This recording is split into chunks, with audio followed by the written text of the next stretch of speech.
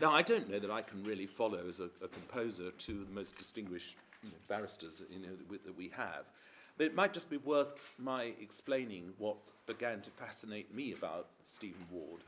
I mean, I guess that I was at school when it all happened, and I suppose the thing that I remember most at the time was the Cuban Missile Crisis and the Cold War, and wondering whether one was going to wake up in the morning, and I would have been 13 or something then.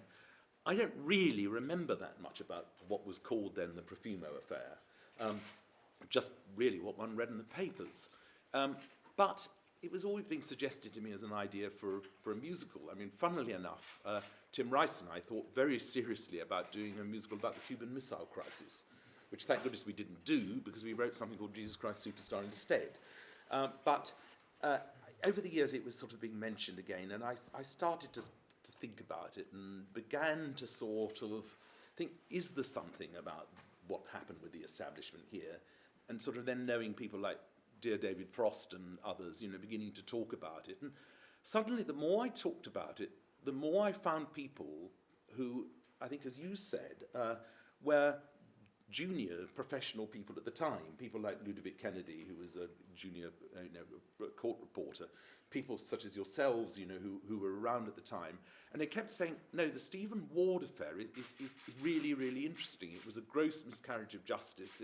Then I became intrigued by all the things that, of course, you have mentioned. Why on earth is it that you can't get hold of the case, the Denning report files till 2046?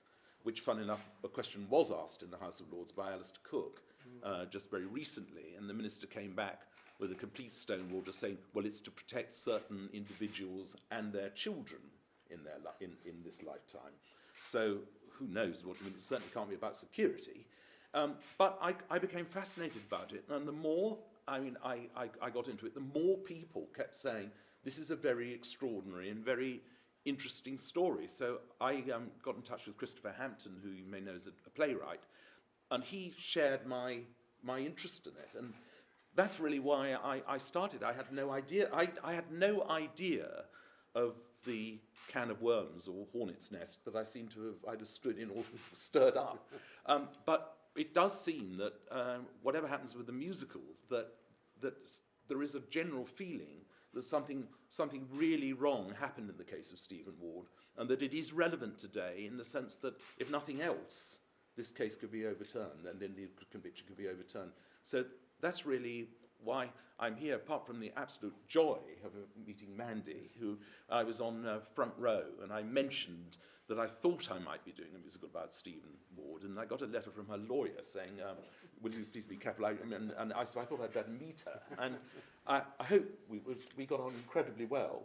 And Mandy has been a real help to me with everything. And the insight into the time and what happened is, I think, perhaps the most rewarding thing that I've been able to take from the process of doing the show. But I wish you luck with your quest, Geoffrey. And I have nothing else I can really add. Well, thank you, but I think it was your inspiration, it was your call.